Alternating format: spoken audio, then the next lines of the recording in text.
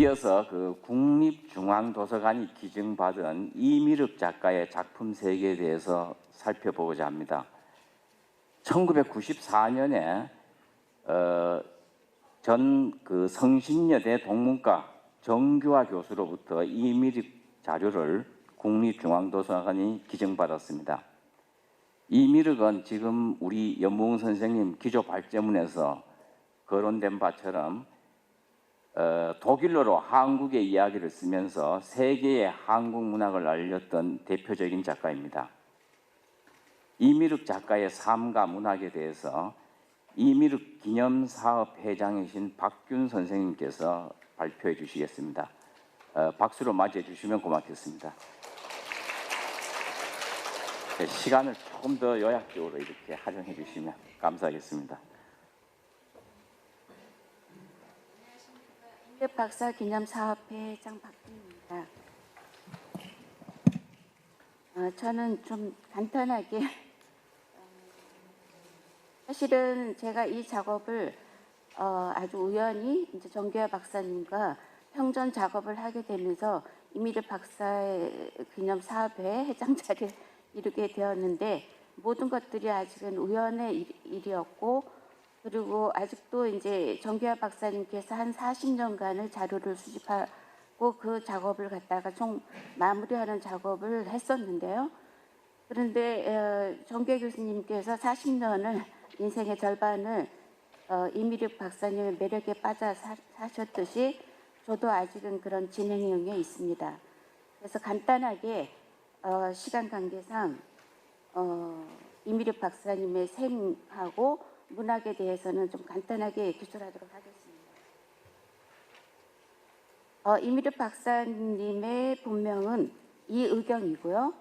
1899년 황해도 해주에서 태어났습니다. 5살 때부터 한학을 공부해서 해주 제일보통학교를 졸업한 다음에 강의록을 독학하여 서울대학 1917년 경성의학전문학교 2기생으로 입학하였고 그 3학년 되던 해에 이제 1913년 3.1운동에 가담하면서 본격적으로 애국 활동을 하기 시작합니다. 특히 1919년 5월에 이제 그 비밀 운동 단체인 대한청년외교단이 설립이 되었고 거기에서 외교식을 발행하는 일을 시작하면서 실제로는 항일 운동을 전개했다라고 봅니다. 그러나 이제 이 만세 시위를 하면서 시위 전단의 안문을 작성하고 인쇄하고 배포하는 일을 하다가 이제 발각이 되어서 이 사건을 계기로 이미륵 박사님은 일본 경찰에 쫓기는 신세가 되어서 이제 상해로 망명하게 되었고 1920년 4월 암중근 의사의 사촌 동생 되시는 안봉근 선생님과 성 베네딕트 수도원 소속에 계시는 빌레름 수사님의 도움으로 중국인 학생 여권을 받아서 독일로 떠나게 됩니다. 그리고 바로 그해 이제 5월 26일 독일 남부도시 비르츠부르크 근처에 있는 민스터 슈바르자 하수도원에 도착하여 본격적인 망명 생활을 시작하게 되는데 그해 이제 6월 29일 우리나라 대구 지방법원에서는 골석 재판으로 이미륵에게 2년형을 선고하였고 참고로 이제 이와 관련해서 1963년 우리 한국 정부에서는 이미륵의 공로를 인정해서 대통령 평장을 수여하였고 1990년에 건국훈장 애족장을 이제 추서하였습니다.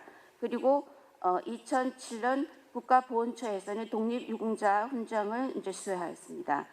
1921년부터 이미륵 박사님은 비르츠부르크 대학에서 의과대학을 이제 시작을 하면서 학업을 이어가게 되었습니다. 그러나 이제 1925년 미넨으로 전학해서 동물학으로 전공을 바꾸어 박사학위를 받게 됩니다.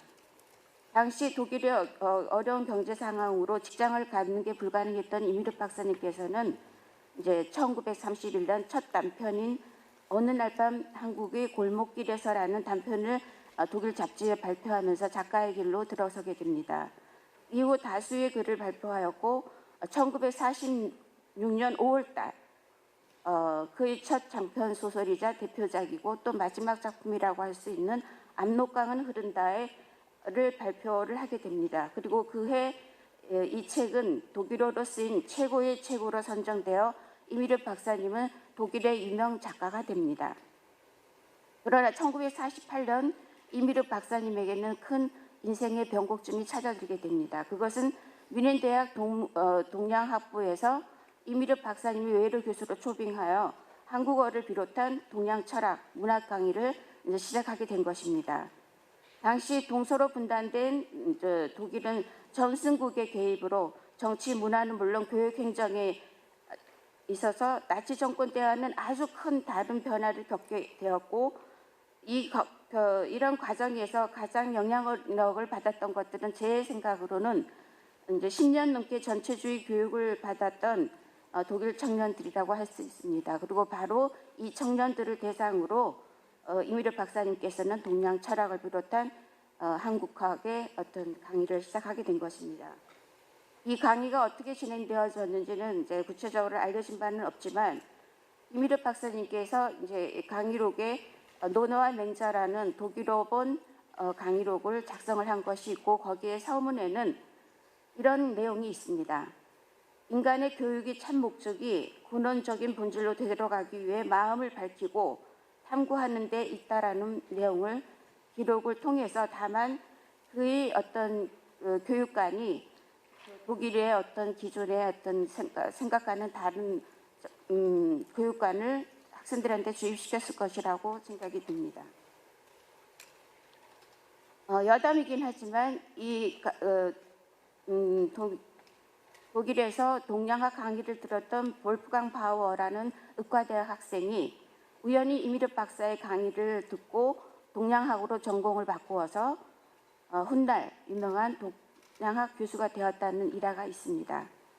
그래서 뮌헨에서 한국에 대해, 동아시아의 문학에 대해, 일본의 고전에 대해 강의를 들었던 모든 사람들은 동양의 먼 고귀한 문화를 이해할 수 있는 다리를 놓아준 이미르 박사님을 오랫동안 현자로서 동양의 현인으로 기억을 하고 있습니다. 1949년 이미르 박사님은 건강이 악화되었고 쓰러져서 이제 1950년 1월 병원에 입원해서 수술을 받게 되었고 회복하지 못한 채 1950년 3월 20일 세상을 떠납니다. 3월 24일 장례식이 치러지게 되었는데 독일 뮌헨 근교 이제 그르펠핑이라는 작은 경원묘지에서 거행된 이미르의 장례식에는 독일의 유명 문인들과 예술가, 학자들, 그의 절친한 친구들, 그리고 지인들, 그르펠핑의 많은 이웃들, 수백 명 독일인들이 조문하여 한국인 이미르의 죽음을 애도하였다고 합니다. 독립운동가이자 작가이자 교육가의 삶을 살다간 이미르 박사의 생을 중심을 바치고 있었던 것은 분명 문학입니다. 독일에서 망명 생활을 하던 중에서도 이미르 박사님은 세계 피압방 민족 결의대회라는 이국노와 김범님을 비롯한 여러분들과 한국의 문제에 대해서 고발하는 어떤 그 자리에서 글을 남겼습니다. 구국의 활동에 관련된 글입니다. 제가 이거를 간단하게 빨리 이야기를 하려니까 좀 이해를 해주시기 바랍니다. 그래서 그의 초기 글 작업은 한국을 알리는 구국 활동의 한 방편으로 전개되기도 하였습니다. 그래서 예를 들어 뭐 1933년이라고 한다면 이제 나치 정권이 들어섰던 그때라고 볼 수 있는데요. 그때는 여러분도 아시겠지만 이제 검열이 강화되었던 시절입니다. 모든 사람들이 대부분의 독일의 유명 작가들이 해외로 이제 떠나던 그런 시기였죠. 그래서 이 시기에 발표된 글에서 제가 특히 관심을 가졌던 거는 두 편의 글이었습니다. 서양의 영향과 동양의 옛 종교라는 글이었는데요. 여기에서 이미륵은 한국인들이 미덕이라고 여겼던 도덕적 정치관과 순수한 믿음이 유럽 문화에서 희생된 것, 그리고 특히 모든 신적인 부분들을 부정하는 유물론에 대해서 비판적인 태도를 보였습니다. 그리고 1933년도에는 일본의 팽창야옥을 침묵했던 유럽이라든가 러시아라든가 미국의 방관조적 태도를 비판하는 글을 남기기도 하였습니다. 그러나 이미륵의 작품에서 중심에 이루고 있던 것은 한국적인 이야기를 이야기하는 것이라고 볼 수 있습니다. 1931년에 발표된 최초의 단편은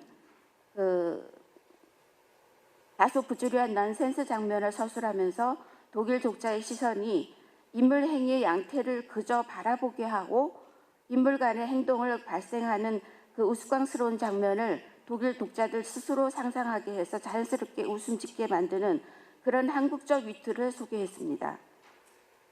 이미륵의 이러한 위트가 잘 표현되고 있는 것이 한국적인 이야기입니다.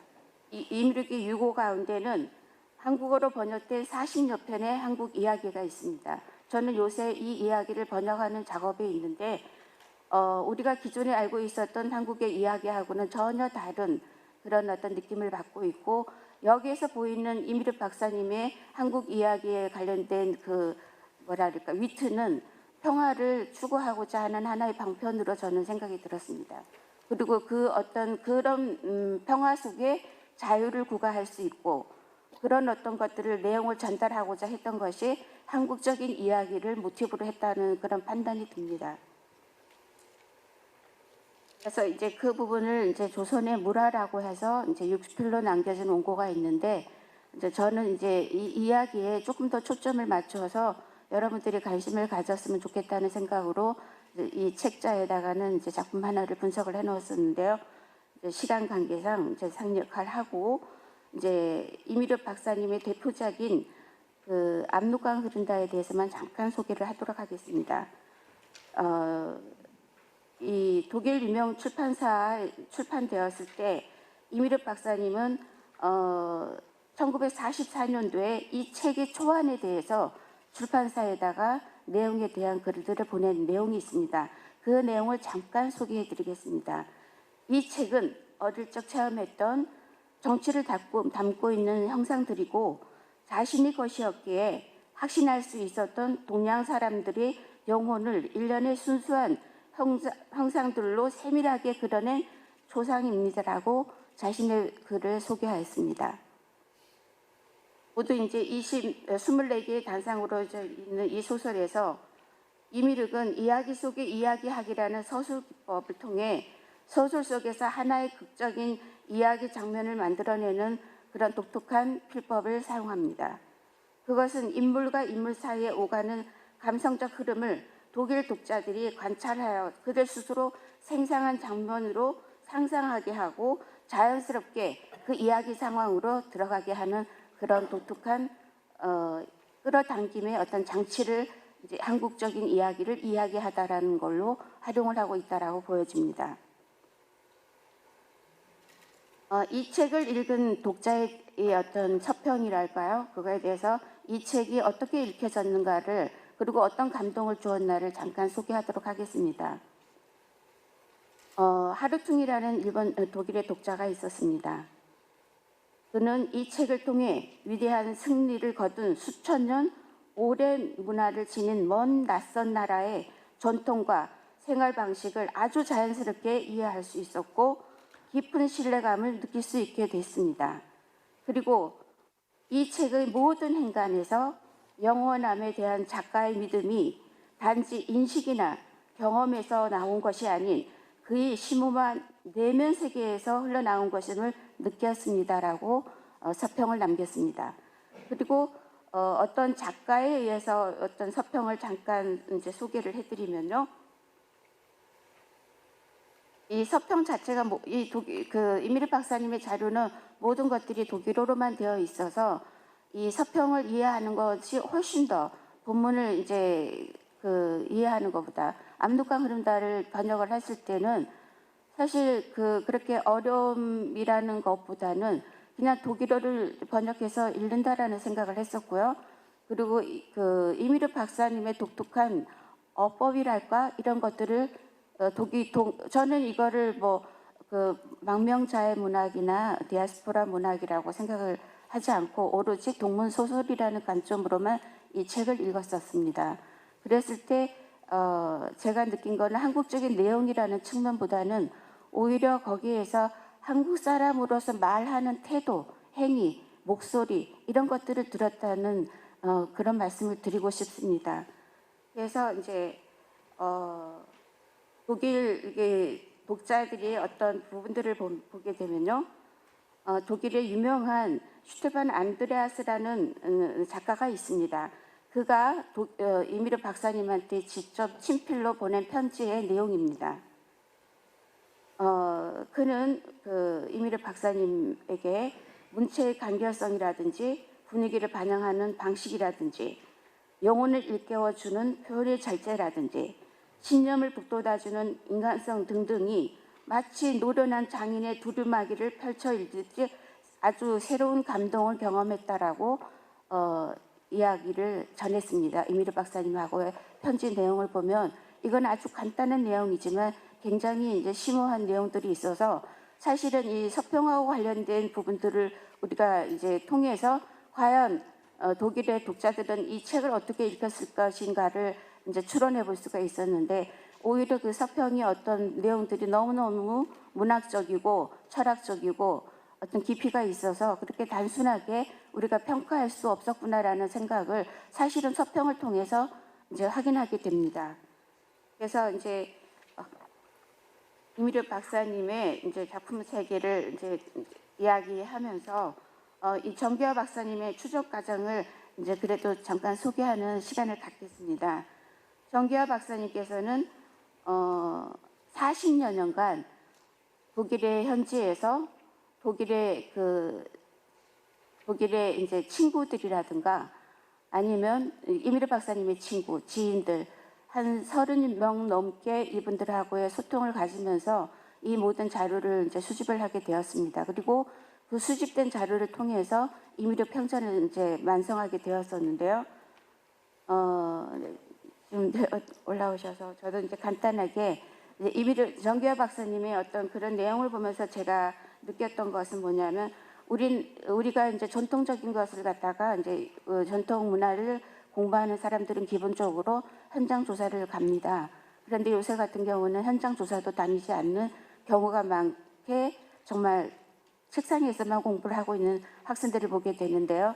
이제 이미르 박사님을 40년간 추적했던 정기화 박사님의 노력을 생각한다라면 우리가 조금은 더 생각을 해봐야 될 여지가 있지 않을까라는 생각을 항상 하게 되고 사실은 여기 이 자리에 기대감을 갖고 제가 여기에 오게 됐던 것은 드디어 이제 우리 정기화 박사님의 업적을 내가 여러분들에게 이야기할 수 있는 그 시간이 됐구나라고 이제 기대를 하고 왔었는데요. 그 이야기는 이제 차츰 여러분들이 이제 관심을 갖고 내용을 더 보완해서 이제 확인을 하면 되겠습니다. 그리고 이제 나머지 이야기의 부분들은 이제 토론을 하면서 조금 더 이야기를 보강하는 걸로 마치겠습니다. 너무 두서없게 이야기를 드려서 죄송합니다. 감사합니다, 여러분. 예, 그 이미륵 기념사업회 회장이신 박균 선생님께서 이미륵 작가의 삶과 문학에 대해서 서지학적 엄정성에 바탕한 매우 그 인상 깊은 발표를 해주셨습니다. 이어서 그 김소운 작가에 대해서 살펴보고자 합니다. 2021년 전 성균관대 최박강 교수님을 통해서 국립한국문학관이 김소운 작가의 자료를 기증받았습니다. 오늘 경북대 박현수 교수님께서 김소운의 문학사적 위상에 대해서 발표해 주시겠습니다. 발표 시간은 조금 더 요약해서 15분 안에 해주시기를 부탁드립니다. 예. 여러분 박수로 맞이해 주시면 고맙겠습니다.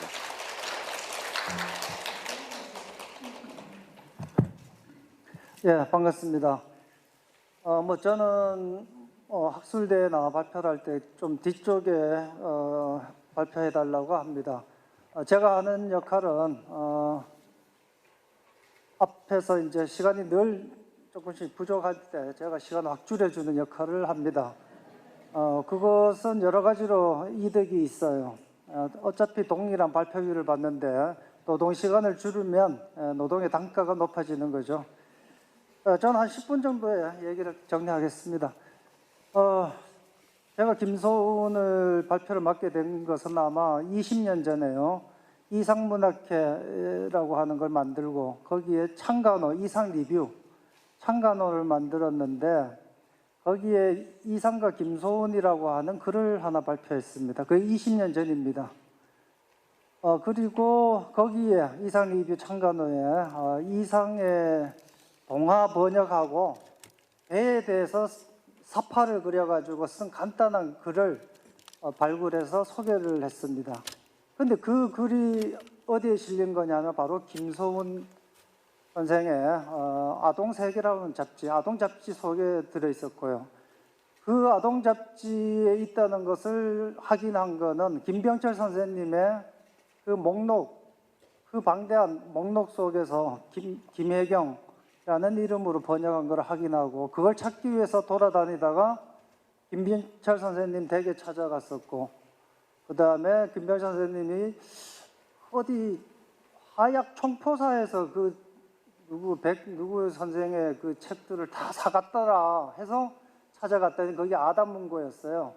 그래서 아담문고에 김소은 선생 자료가 거기에 있더라고요. 그래서 저는 벌써 20년 전쯤에 확인을 했죠. 거기에 사진도요. 김소은하고 뭐 이렇게 찍은 사진, 박태원, 이상 사진가, 그 다음에 장부책이 그때 있었는데 지금 목록에는 없더라고요. 여기 지금 한국문학관에 그 목록에 보니까 없던데 그 장부책이 있는데 1960년대부터 이 원고를 받은 것을 아주 꼼꼼하게 적은 그런 장부책도 있고요.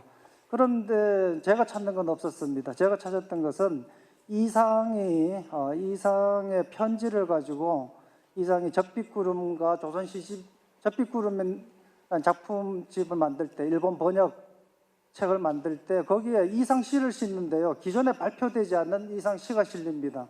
이상의 편지를 이 행가리 좀 하고 내용을 추락해가지고 실은 거예요. 난 그 원본이 있을까 해서 찾아갔었는데 그 자료는 없었습니다. 지금 여기 목록도 보니까 해방 이전에 같이 있는 자료들은 그렇게 많지는 않더라고요. 그래서 조금 더 이제 살펴봐야 될 문제는 좀 있는 것 같습니다. 김소은 선생의 오늘 이 관련된 나의 이제 발표 주제 같은 경우는 일단 그 인터넷 검색하면 나오는 얘기들은 다 빼버리고 거기에 대해서 뭔가 새롭게 보완을 할 만한 것들만 얘기를 하겠습니다. 인터넷에 검색을 하면요, 제 발표 49쪽에 있는 것처럼 이 1924년 시대일보의 신조를 발표했다고 이제 돼 있습니다. 인터넷에 그런 자료들이 좀 넘쳐납니다. 그런데 제가 20년 전에도 그게 궁금했거든요. 검색해도 안 나오니까 23년에 신조라고 하는 시가 김소은의 본명 김교한, 김교중 다 검색해도 안 나왔어요.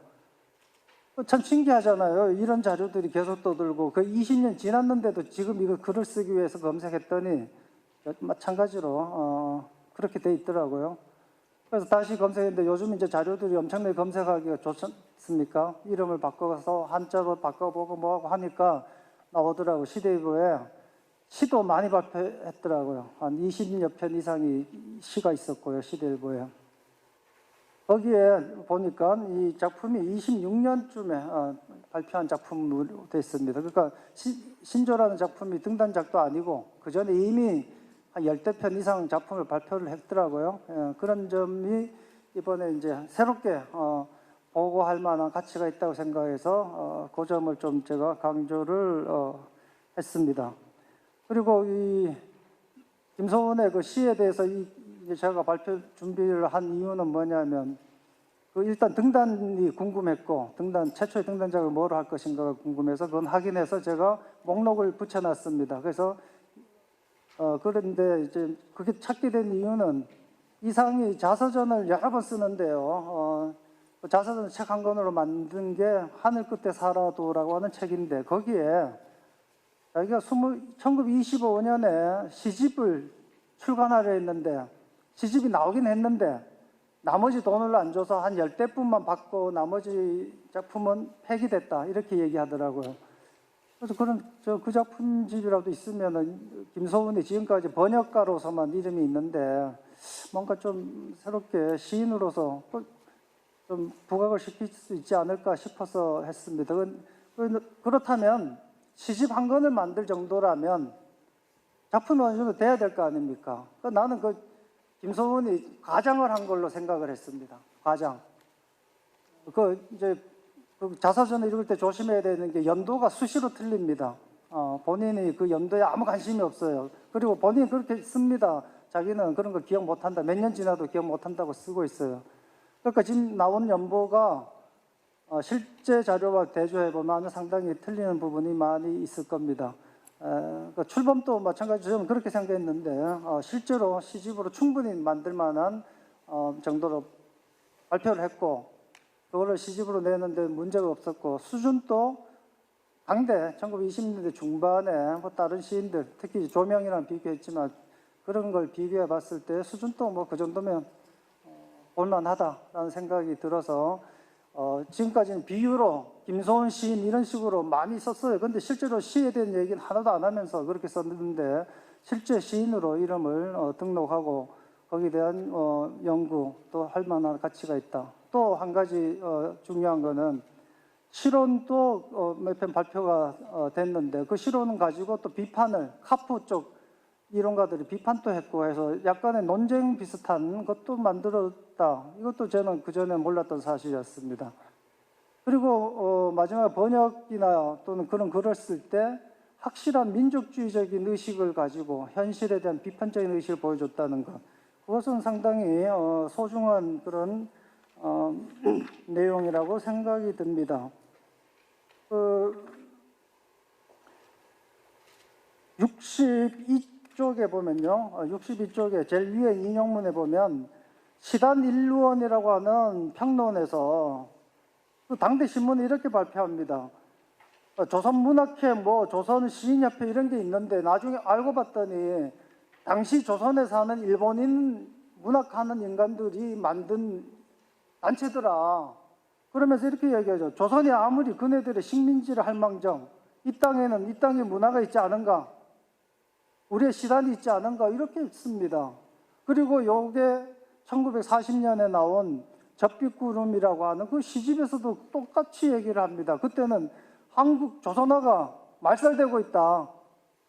앞으로 몇 년이면은 조선어가 사라질 것이다. 이런 얘기를 하면서 비판을 하고 있습니다. 상당한 용기가 아니면 할 수 없고 그런 자신감 같은 것 그런 것이 그의 삶을 계속 끌고 가지 않았던가 이런 생각 우리는 그 점을 앞으로도 더 관심 있게 보고 또 시인으로서 김소운도 우리가 좀 더 주목해서 봐야 되지 않을까 싶습니다. 예, 이상입니다. 수고 많으십니다.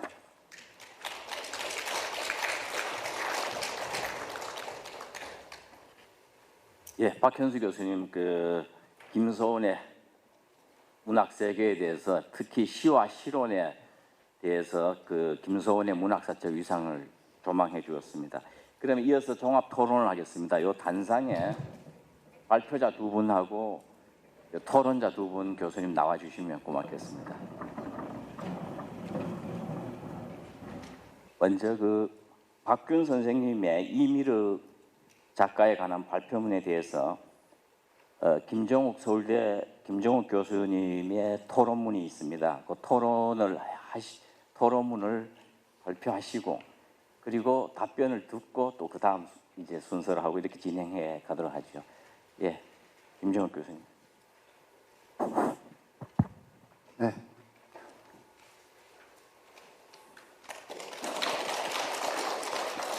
서울대학교에서 현대소설 가르치고 있는 김종욱입니다.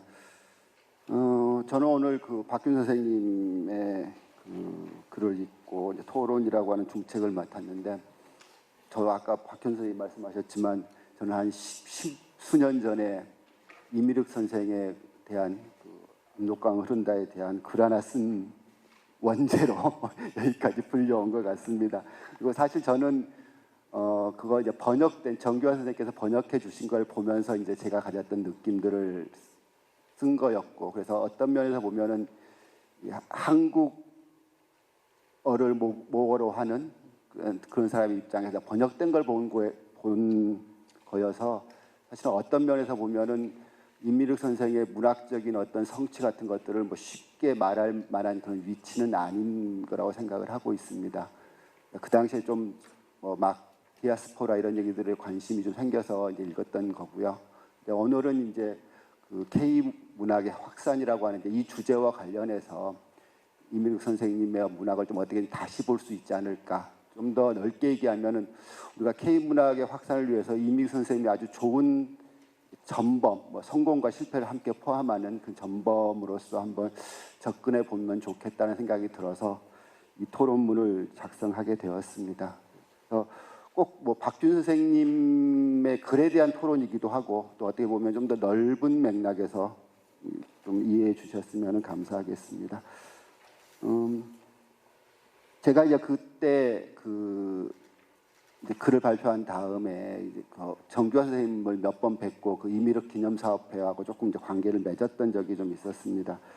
그때 이제 여러 가지 많은 것들을 배웠습니다. 그러니까 뭐 어떤 거나 마찬가지겠지만 문학 연구라는 것도 일종의 운명 비슷한 것이어서 그렇게 우연적인 것들이 한 분의 인생을 이렇게 임미륵한테 다 해볼 수 있게 만들었구나 이런 걸 들으면서 되게 마음이 참 한편으로는 뭘까요?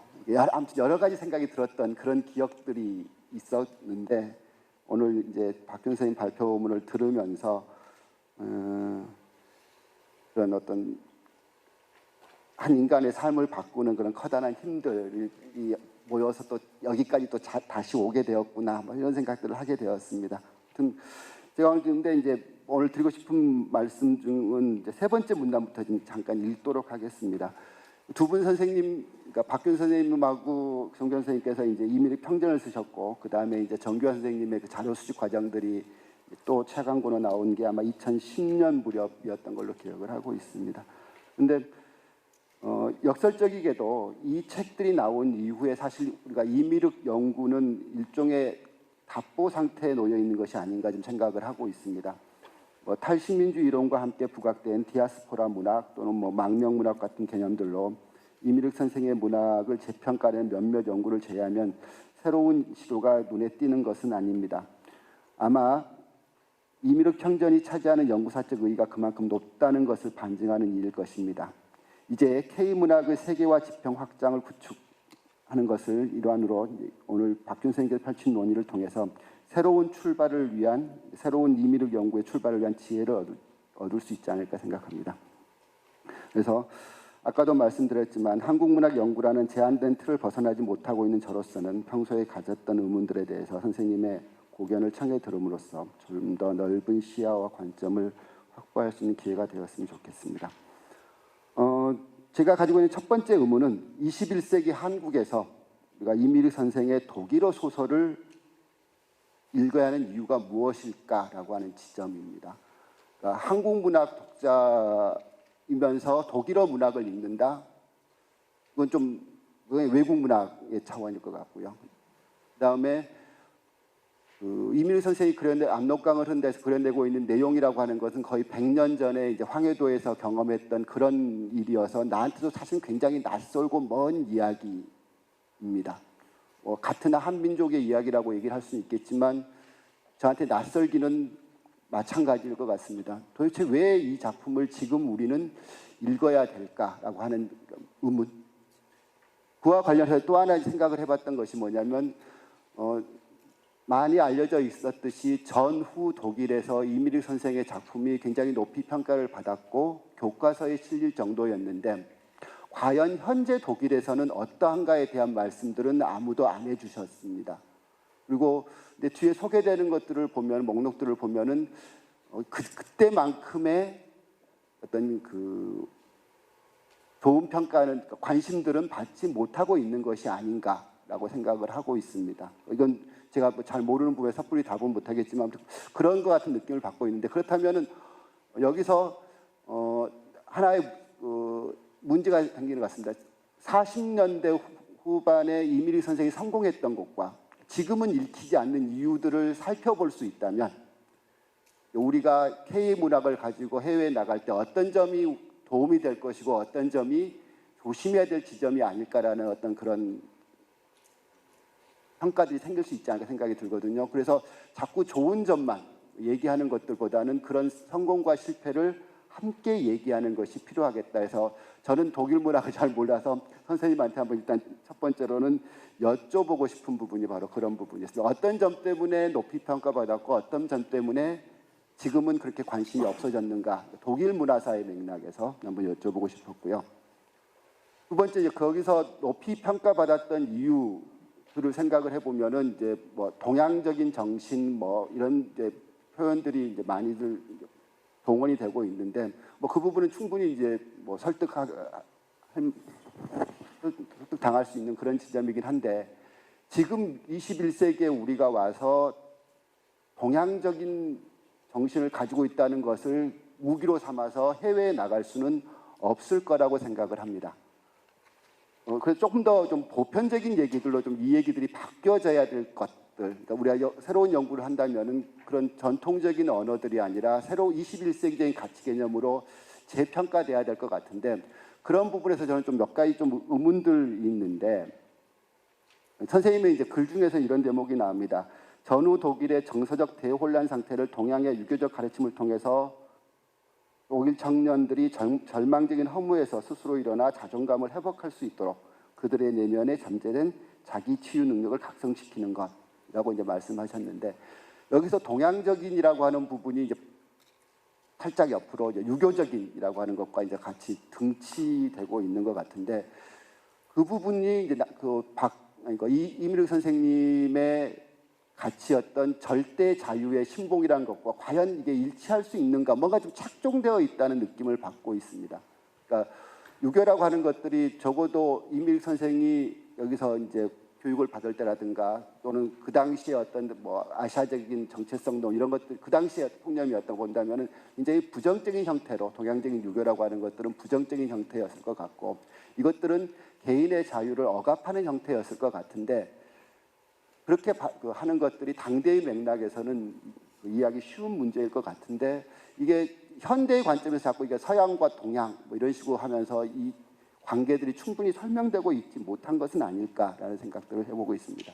그리고 또 하나는 아까 이제 그 연몽 선생님께서도 말씀하셨지만 이 민현이라고 하는 곳이 나치의 성지이기도 하지만 우리가 80년대 같으면은 아무도 미워하지 않는 자의 죽음 뭐 같은 책들을 통해서 알게 되시듯이 반나치 운동이 벌어졌던 곳이기도 하고 바로 근처에 그 다하우 수용소는 독일 최초의 그 강제 수용소여서 조금만 관심이 있다고 한다면은 이제 거기서 어떤 일들이 벌어지고 있었던가 특히 독일 정치범 같은 경우들은 거기서 이제 많이들 처형당했다고 알려져 있는데 그렇다면은 거기서 이 소수자 일 수밖에 없었던 동양에서 망명은 소수자일 수밖에 없었던 유대인들은 처형당하고 있는 상황에서 이미륵 선생은 어떤 느낌이었을까 거기서 어떤 태도를 취해야 될까 굉장히 좀 복잡하고 많은 생각들을 하게 될 수밖에 없고 이런 것들이 지금 맥락에서 보자면은 어떤 소수자 운동이라든가 이런 것들과도 연결될 수 있고 또 좀 더 나간다면 아까 그걸 동양적인 가치라기보다는 오히려 자유라고 한다면은 뭐 인권이라든가 반나치 운동에 관심들을 많이 가지셨으니까 인권이라든가 민주주의라든가 자유 이런 개념들을 설명을 한다면은 전후에 독일에서 인기를 얻었던 것과 또 설명할 수 있을 뿐만 아니라 그 가치가 21세기적으로 좀 설명이 될 수 있지 않을까 뭐 이런 생각들을 하게 되었습니다. 그래서 이런 한 3가지 정도의 말씀을 좀 드리고 한번 여쭤보고 싶고요. 저희가 뭐 잘 모르라서요. 전후 독일 상황에 제가 워낙 문외한이고 또 독일어에 대해서 언어적으로 무능한 입장이어서 이렇게 어떻게 보면 터무니없는 그냥 자유로운 상상이긴 한데 그런 부분에 대해서 좀 설명들을 좀 여쭙고 싶고요. 그리고 이렇게 하는 이유들은 이미륵 선생에 대한 연구가 지나치게 한국 문학의 영토 아래서 본 것은 아닐까라는 그런 어떤 반성들 때문이기도 합니다. 이미륵 선생의 문학을 독일 문학의 영토에서 한번 바라보는 것. 그러면 그때는 한국과 독일을 연결해주는 이라고 할 수 있지만 또 어떻게 보면은 한국과 독일 어디에도 속하지 않으면서 또한 동시에 모두에 속하면서 그러면서 세계 문학이라고 하는 어떤 것들을 그런 지평을 열어줄 수 있을지도 모른다는 그런 소망들을 담아서 일단 저는 잘 몰라서 박균 선생님의 설명들을 조금 더 청해 듣고자 합니다. 네, 감사합니다. 예, 고맙습니다. 김종욱 교수님께서 이미르의 문학에 대해서 매우 날카로운 지적들을 또 우리 다 같이 궁금해하는 그런 얘기들을 해주셨습니다. 다 발표 당시에는 독일에서 어떻게 평가를 받았고 또 현재는 어떻게 평가를 하고 있는지 이런 내용을 중심으로 한 질의였습니다. 우리 박균 선생님, 예, 답변해 주시죠.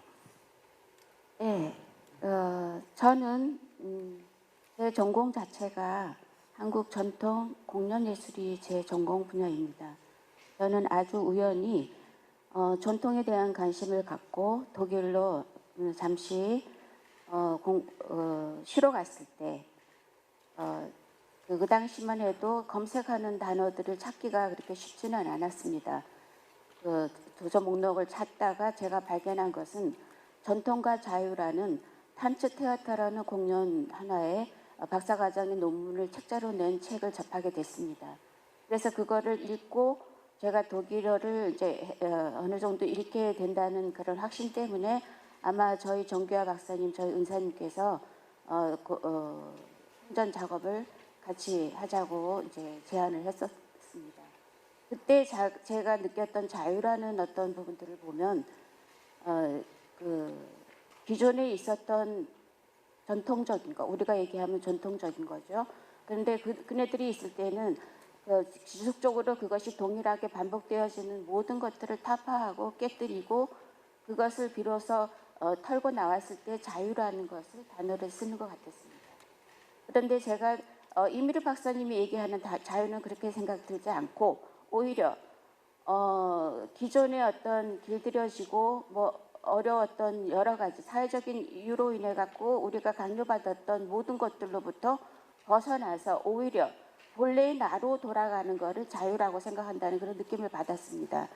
그런데 이제 도서 없기는 하지만 이 절대 자유라는 말을 쓴 거는 절대 자유 신봉자라고 이분을 평가한 거는 독일입니다.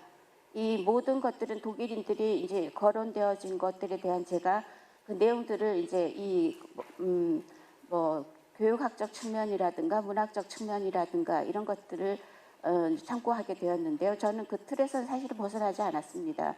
지금도 여전히 그 서평이라든가 모든 이제 지인들의 글에서 이미르게 박사님에 대한 여러 가지를 아직도 이제 이해하고 있는 단계라서 제가 그것을 뭐 이렇게 규명하기는 힘들지만 이런 예를 들어주고 싶습니다. 21세기에 이미르 박사님의 책은 읽혀지고 있는가부터 시작을 해보면 제가 이제 저도 아주 우연히 안루강 흐른다를 번역을 했습니다. 그래서 이제 어떤 어느 날 그 이제 독자가 저한테 전화를 했었습니다. 전화를 해서 어떤 얘기를 물어봤냐면 자기가 두 편의 그 두 개의 버전의 독일어를 읽었는데 거기에서 단어 하나가 다르다는 것이었어요. 그것은 뭐냐면 어떤 책에서는 대금이라고 번역을 했고 어떤 책에서는 단수라고 번역을 했는데 어떤 것이 맞냐고 저한테 그런 질문을 했던 거예요. 그래서 저는 굉장히 그 전통적인 이야기를 하고 제 관심 분야이기도 하니까 굉장히 구체적으로 그 이야기를 했어요. 설명을 해드렸고 행으로 부는 악기, 종으로 부는 악기가 있습니다라고 아주 전문가의 의견이 하고 제가 설명을 해드렸습니다. 그런데 나중에 궁금해서 이 연세가 어떻게 되고 국악 이론을 전공하시는 분입니까? 라고 물었어요. 그런데 그분은 국악 이론도 전공을 하지 않았고 그리고 이제 더 나아가서 그러면 이제 아이가 국악을 전공합니까? 라고 물었어요. 그랬더니 아이가 없고 미혼이라고 했습니다. 그리고 고졸이라고 했습니다. 그래서 저는 이제 조금 당황스럽고 제가 조금 편견을 있었나 싶은 생각이 잠시 반성을 하고 난 다음에 그래 이 작품을 읽고 나서 소감은 어땠습니까? 라고 물었어요. 그랬더니 딱 한마디로 대답을 했습니다. 순수를 느꼈습니다. 라고 얘기를 했습니다. 그래 짧은 대화이지만 제가 굉장히 크게 마음이 울렸던 그런 대화였는데 그 순수를 느낀 거는 1946년도 독일의 독자들도 똑같이 느꼈던 것이라고 생각이 들어요.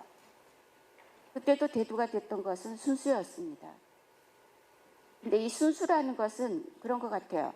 1900 전쟁이 일어나고 독일 같은 경우는 제1타 제전에서도 패전국이었기 때문에 그 당시 이제 그 패전국이 되고 난 다음에 이제 그 작가들이 작품을 쏟아낼 때 그 전쟁의 잔혹성이라든가 이런 것들을 언급을 했었습니다.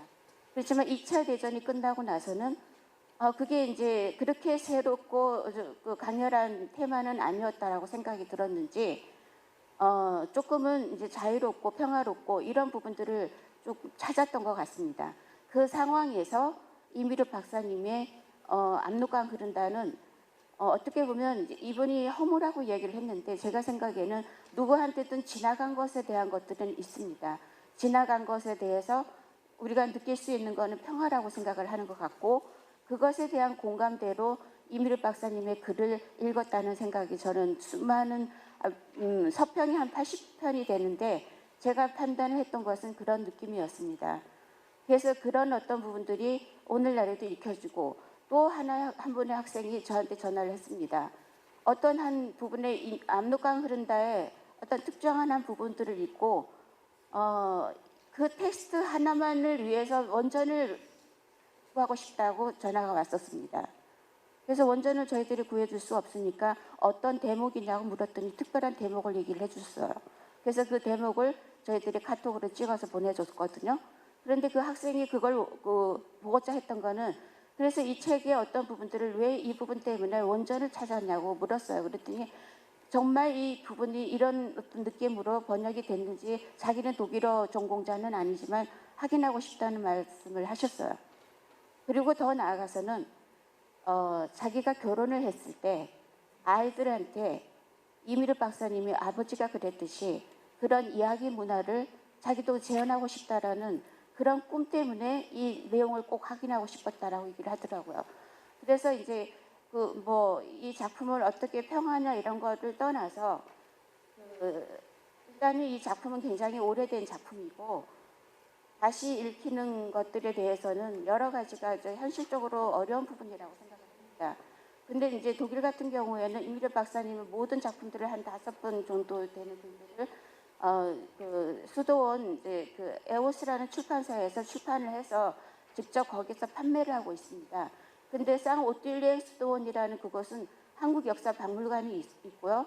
그래서 가끔씩은 한국 사람들이 그쪽 수도원에 방문을 하기도 하고 대부분은 독일인들이 방문을 합니다. 그리고 그 책이 꾸준히 팔리고 있다는 거는 가끔씩 이제 재판을 찍는다는 얘기를 듣기 때문이라고 생각이 들어요. 그리고 이제 저희 이제 압록강 흐른다 같은 경우도 지금 한 5-번 찍고 있다라는 이야기를 듣고 있는 걸 보면 이게 꾸준히 읽혀지고는 있다. 그렇지만 작가의 어떤 부분들은 시대가 우리가 변했고 그 시대에서 이 일반 독자들, 학생이 됐든 일반인이 됐든 그것을 통해서 어떤 그 자신의 어렸을 때의 어떤 순수했던 때 그리고 그것을 갈망하는 마음은 이제 세상이 바뀌고 어떤 일이 있어도 반복된다는 생각을 하게 됩니다. 그랬을 때 이 책은 여전히 그때의 어떤 감동을 불러일으키는 것은 분명하다고 판단이 됩니다. 그래서 이제 이 압록강은 흐른다의 어떤 부분들하고 관련되어서 이제 이게 과연 그 세계 문학을 구축하는 데 어떤 부분들이 될까? 저는 그렇게 생각을 합니다. 왜냐하면 아까도 말씀드렸듯이 이미르 박사님의 어떤 이 압록강 흐른다 뿐만 아니라 모든 글에는 한국적인 것을 이야기하다라는 것들이 모티브로 작용을 하고 있습니다. 그리고 모든 동력은 거기에서 나오고 작가들이나 오늘날의 한국인 독자들이나 여전히 읽고 있는 독일인 독자들은 모두가 다 거기에서 뭔가를 힘을 느낀다라고 판단이 들기 때문에 이 이미르 박사님에 대해서 이제 앞으로 좀 더 연구를 해본다라고 하면 이것이 과연 어떤 문학 장르에 속하느냐, 이게 디아스포라 문학이냐, 뭐 이런 어떤 관점보다는 이분이 갖고 있는 이 작품의 어떤 전체적인 어떤 자료들을 토대로 한국적인 이야기를 출발했던 이분의 뜻을 잘 헤아리고 거기에서 방법론적인 것들을 갖고 온다라면 우리가 실제로 작품을 쓰게 될 때 그 독특한 어떤 서술 기법 자체였기 때문에 그것이 그 어떤 언어나 종교관하고 상관없이 그 사람들을 끌어당겼다라는 생각이 듭니다. 그래서 저는 지금도 그걸 갖다가 연구하는 작업 중이라 이제 정확하게 이제 그 정도만 말씀드릴 수 있을 것 같습니다. 그리고 이 절대 자유 신봉자라고 얘기했던 거는 이미르 박사님께서 이제 그 1948년도에 이제 동양학 교수가 되셨고 교수로서의 어떤 역할을 할 때 이분이 어떤 그 절친했던 그 아돌프 루돌프라는 분이 1951년에 그러니까 이미르 박사님 돌아가시고 일주기를 기해서 기념을 해서 쓴 해고의 글들의 속에 있는 내용입니다. 그래서 이분을 절대 자유 신봉자라고 판단했던 거는 그 이념이나 어떤 뭐 이런 가치보다는 제가 볼 때는 모든 이제 교육적인 가치관에서도 인간은 순수로 돌아가야 된다. 본래의 그대로를 돌아가야 된다. 그리고 더 나아가서 우리가 태생적으로 갖고 있었던 각인된 그 리듬의 세계로 다시 돌아가야 된다라는 그런 어떤 가치관을 갖고 있었다는 것을 이 친구가 이제 느끼고 아마 새로운 형식의 자유 개념을 이제 두드러지게 느끼지 않았을까라는 판단이 듭니다. 그래서 그 정도의 어떤 부분들로 이제 말씀드릴 수 있을 것 같습니다. 그리고 예, 김종욱 교수님 뭐 보충 질의하실 내용이 있으시면 아니면 예. 마이크를 또 잡을 필요 없을 것 같아서요. 여기 지금 그 중앙도서관에 이제 많은 이미르 선생님 자료들이 모여져 있잖아요. 그리고 한 10년에 한 번 정도씩 전시회를 하시는 것 같더라고요. 근데 선생님만 지금 드리는 거 아니고 이제 그 국립중앙도서관 관계자분이 계실 것 같아서 말씀드리는데 저는 개인적으로 이미르 선생님 이제 소설도 굉장히 좋고 관심도 많지만 개인적으로는 그 속 압록강을 흐른다를 가다 보면 인도양을 거쳐서 독일에까지 가는 그 과정들이 어디 거쳐서 가는 길이 나오는데 저는 이제 그냥 개인적으로는 인도양 루트라고 생각을 하거든요. 시베리아를 가고 이렇게 시베리아 철도를 타고 유럽에 가는 방법도 있지만 당시 상해에서 이제 배 타고 어떻게 여권을 만들어서 가는 그 모습이 굉장히 잘 그려져 있는데 그게 이미르 선생 개인의 길이기도 하지만 사실은 그 20, 30년대 한국 그 지성사가 거기에 이제 많이들 같이 결부되어 있다고 생각을 하기도 해요. 그 길을 통해서 유럽에 가서 공부했고 또 거기 가서 활동했던 분들이 꽤 있어서 나중에 혹시 가능한 그런 것들을 이제 좀 그 다른 자서전들과 같이 엮어서 해보면 굉장히 재밌는 기획들이 될 수 있겠다 이런 생각이 들어서 중앙도서관 어느 분이 관계자인지 몰라가지고요. 여기서 그냥 말씀을 드립니다. 혹시 그런 기회가 있었으면 좋겠습니다. 입니다. 그 이미르 문학 세계에 대해서 앞으로 한국 문학사의 관점은 물론이고 또 현지 독일 문학사의 관점, 또 세계 문학의 보편성의 관점에서 다양한 층위로 또 연구되고 논의되어야 할 것이라는 이런 문제 의식을 던져주는 그런 값진 토론의 어떤 시간이 아니었나 생각됩니다.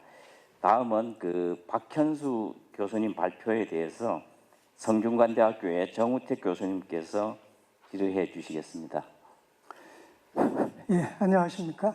성균관대학교에서 현대시 그리고 그 민요, 아리랑 뭐 이렇게 같이 연구하면서 공부하고 있는 정우택입니다.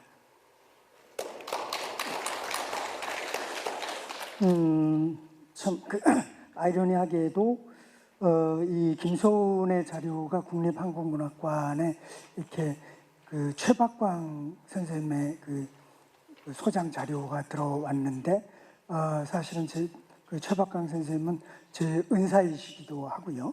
또 우리 박현수 선생님이 여기에서 그 중요하게 참조한 그 허성일 그 연구자는 사실은 자유니치인데 유학을 왔다가 한국에서 석사 논문 아마 최박광 선생님 지도를 받아서 김소운으로 논문을 쓰고 그냥 돌아가가지고 지금 그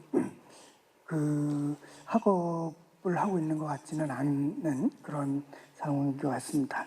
그런데 제가 그 학교 다닐 때 선생님께 이 자료를 그 좀 보면서 저도 공부를 할 수 있었으면 참 좋았을 터인데 저는 그때 전혀 다른 데 관심을 갖고 있느라고 김소운에 대해서 그 그 공부를 못한 또 이렇게 자료를 직접 그때 보지 못한 그것이 참 아쉽고 아이러니하게도 제가 이제 그 최박강 선생님이 국립한국문학관에다가 준 그 원고를 그 자료를 제가 이리오 한국문학관으로 보러 와야지 되는 그런 상황이 되었습니다. 참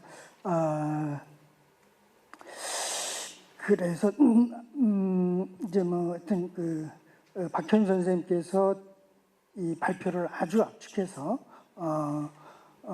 발표를 해주셔서 제가 토론을 통해서 조금 그 논의를 활성화시킬 수 있을까 한번 생각을 해보겠습니다.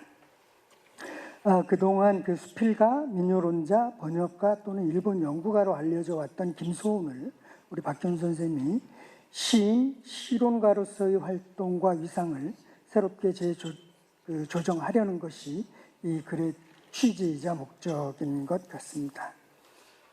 그 결과 시 신조 발표 및 등단 상황, 작품 목록, 그리고 시대일보에 집중적으로 시를 발표하게 된 배경 등에 대해서 실증적으로 밝힌 것, 그 시론을 1930년대 한국 문단이나 시문학사에서 그 조명한 것, 이런 것들은 이 논문의 큰 의의다라고 생각을 합니다. 그러면서 이제 그 압축해서 박현 선생님은 이 글에서 시인으로서의 김소운, 시론가로서의 김소운, 그리고 어떤 민족적 성격을 갖는 그 사람, 문인으로서의 김소운에 대해서 한번 그 이야기를 해보겠다라고 하셨습니다. 근데 이제 그 시인, 그 시인으로서 김소운을 이렇게 읽어내시고 찾아내시려고 하는데도 불구하고 저한테는 그 시인으로서의 김소운의 상이 사실은 분명하게 잘 아직 들어오고 있지 못합니다. 아마 그것은 자료가 소략하기 때문에 그런 것이 아닐까. 그가 발표한 시 자료라든가 이런 것들을 충분히 그리고 또 그가 또 궁금한 것은 그가 살면서 자기를 시인으로 생각하면서 자기 정체성을 시인으로 생각하면서 살아갔을까라고 하는 생각도 또 들고요. 그런데 제가 또 어떤 글에서 보니까는 김소운이 돌아가셨을 때 일본 도쿄대 비교문화학과에서 김소운을 애도하면서 시인 김소운 선생 애도 이렇게 추도 시인이라고 이야기를 하고 있고요. 또 하나 제가 또 발견한 것은 태평양 전쟁 시기에 이제 일본이 조선 시인들을 불러내서 호명을 할 때 거기에 한 두세 편을 가지고 시로서 태평양 전쟁 시기에 어떤 야마모토 해군 사령관이 죽은 것을 추모하는 그러한 시를 쓰고 또 그렇게 시인으로 호명이 돼서 또 출진을 하는 이런 현상들을 보면서 그에게 시란 무엇이었을까? 아마 역사적 층위들이 조금 달랐을 것 같기도 하고요. 시대에 따라서. 그런 것들이 어떤 가장 궁금한 부분 중에 하나였었습니다. 그 다음에 이제 그가 이제 시를 쓰는 시기 1920년대 중후반 이때에 집중적으로 발표를 하는데 그때 동시에 그가 이제 27년에 조선의 농민 가요를 번역해서 처음으로 일본 지상낙원이라는 잡지에다가 번역 발표를 하고 그 다음에 29년에 조선 민요집을 일본어로 번역해가지고 일본에서 동경에서 출판을 하고 그 다음에 원문 조선 구전 민요집을 1933년에 이렇게 내는데 그 와중에 민요집을 내느라고 무진장 바쁘고 번거로운 일들을 적극적으로 하면서 시를 썼었기 때문에 그에게 있어서 민요와 시는 어떤 관계일까? 사실은 그가 말하기를 뭐 민요는 조선의 마음이 숨어 있는 조선 민족의 공동 시집이다. 그러니까 민요를 시집하고 그 경계를 불분명하게 하면서 가지고 있었던 것들은 아닌가. 그러면서 그는 민족시는 민요를 통해서만 그 자리를 찾을 수 있다라고 하는 그 발언을 그거는 이제 언문 조선 구전 민요집 머릿말에서 그렇게 하더라고요. 이런 것들로 봤을 때 그에게 그 시의식은 어떠했었던 것일까라고 하는 것.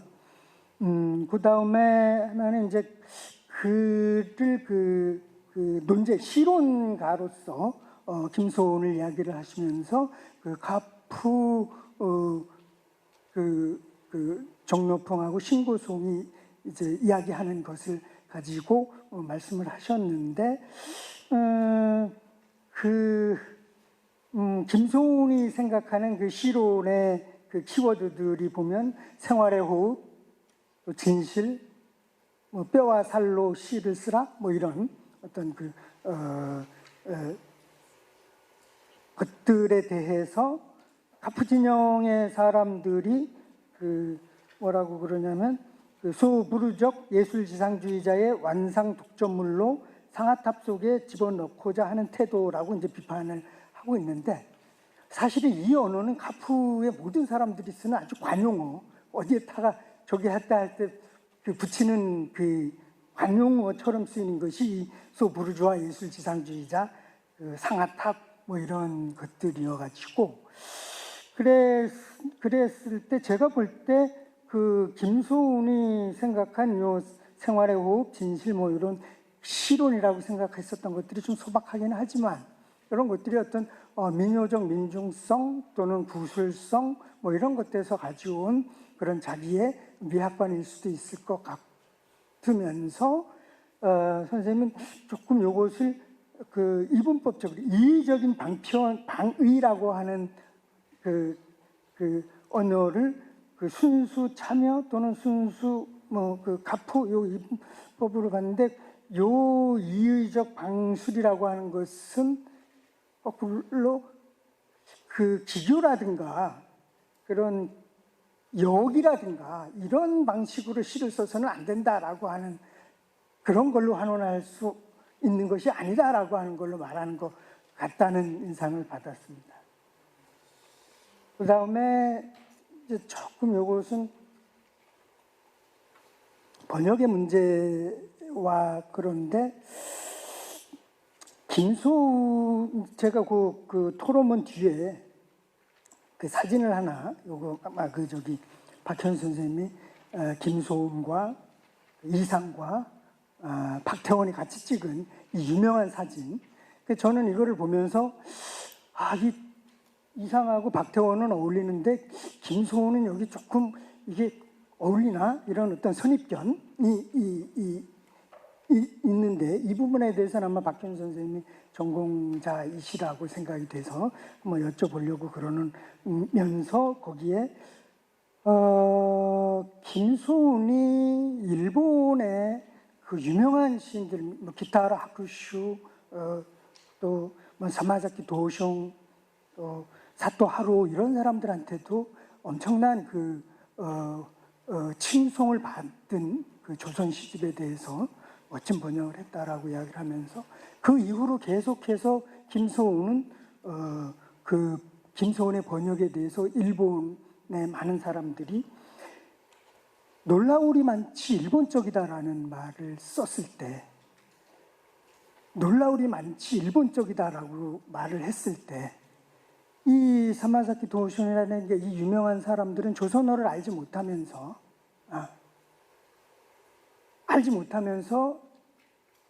놀라울이 많지 일본적이다라고 하는 이 언어를 어떻게 해석해야 될지, 이게 김소운이 이 사진에서 보였듯이 어떤 이 경계, 이 사람이 시인인지 시와 민요, 그리고 일본 제국과 조선민족. 그랬을 때 제가 그가 생각하는 조선민요와 이런 것들을 일본 사람들이라든가 이런 사람들은 조선민요집을 그 만유슈의 연장과 그 부분으로 보고 있는 것은 아닌가라고 하는 그런 생각을 저는 사실은 떨쳐버릴 수가 없습니다. 그리고 그 태평양 경쟁 시기에 그의 어떤 그 행위와 언술들 이런 것들이 그런데 그는 분명히 이쪽으로 확 갔다든가 이런 분명히 법적으로 해가지고 이렇게 체포해서 가둘 수 없는 어떤 그 경계 지점에 있는 이 김소은의 아이덴티티 여러 가지 부분에 있어서 그리고 그가 32년 동안 이제 일본 체류하면서 했었었던 이런 것들 이런 것들이 사실은 저는 그 김소은을 해명을 할 때 같이 아주 중요하게 기본적으로 해명이 되면서 접근을 해야 될 것이 아닌가라고 하는 생각 때문에 저는 그 김소은에게 접근하기가 참 아직은 두려운 그런 위치에 있습니다. 예, 이상으로 마치겠습니다. 예, 고맙습니다. 그 정우택 교수님께서 시인이고 실용가로서의 김소은을 좀 더 자세하게 조망하기 위한 그 질문들을 해주셨습니다. 질문의 항목이 좀 다양합니다만 우리 박 교수님께서 좀 총괄적으로 묶어서 이렇게 답변을 서술해줘도 좋을 것 같습니다. 부탁드립니다. 예, 감사합니다. 충분한 그 토론 시간이 주어졌기를 바랍니다. 뭐 보통 발표자한테 초점이 놓이고 토론하시는 분들은 먼 길 와서 이렇게 시간이 쫓기면은 그냥 요점만 질문해 주세요 해서 한 5분 안에 해주세요 뭐 이렇게 해서 상당히 그 좀 기분 나쁜 경우가 많이 있는데 어느 정도 됐으면 좋겠습니다. 또 중요한 임무가 저한테 주어졌습니다. 네, 좀 간단하게 하겠습니다. 자, 첫 번째 시인으로서 김소은이 어느 정도일까? 1925년, 26년 그리고 민요 시집을 일본어로 선집을 번역하기 전까지는 확실하게 자신이 시인이라고 생각하고 있었고 가끔씩 띄엄띄엄 시인이라고 인식하고 있었던 것 같습니다. 두 번째는 생략하고 이 사진, 그 토론문에 있는 이 사진은 아동문학을 할 때 문학 세계로 생각됩니다. 아동문학을 할 때 그 사무실에서 찍었던 겁니다. 그리고 이상도 박태원도 이 아동문학지에 필진으로 참여해서 박태원은 소설을 썼고요. 이상은 주로 사파를 그렸는데 가끔씩 무슨 번역이나 이런 것도 이름 좀 바꿔서 했던 것 같습니다. 그리고 이제 거기에 덧붙인다면은 지금 제 발표문에 그 사진이 하나 있는데 국립한국문학관에서 소장한 그 자료인데 이게 첫 페이지만 있고 나머지가 없어서 제가 구체적으로 그 자료의 가치에 대해서 말씀을 못 드렸습니다. 그런데 여기 이 자료에 한영훈에 대해서 지금 얘기하고 있는데 저는 이광수하고 같은 시대 사람이고 그 다음에 한영훈은 3.1운동을 했고 뭐 이런 얘기가 나와요. 이런 식의 서술적으로 쓴 양력은 그가 만든 책 중에 하나도 없어요. 그래서 도대체 이게 어디서 나온 것이고 뒤에 있는 내용은 시 번역이겠지만 이 도대체 어디에 실린 걸까? 이런 것들이 이제 나중에 자료가 완벽하게 구축이 되고 또 공개가 되면 그때 좀 의문을 풀 수 있는 기회가 주어지면 좋겠습니다. 예, 이상입니다. 감사합니다. 좋은 그 발표와 또 토론을 해주신 발표자 토론자 선생님 감사합니다. 여러분 오늘 발표 토론자 선생님께 박수를 한번 보내주시면 고맙겠습니다. 그러면 이것으로 1부를 마치고 5분간 휴식 후에 바로 이 자리에서 2부가 시작됩니다. 그러니까 5분 후에 다시 모여주시면 고맙겠습니다. 이상입니다.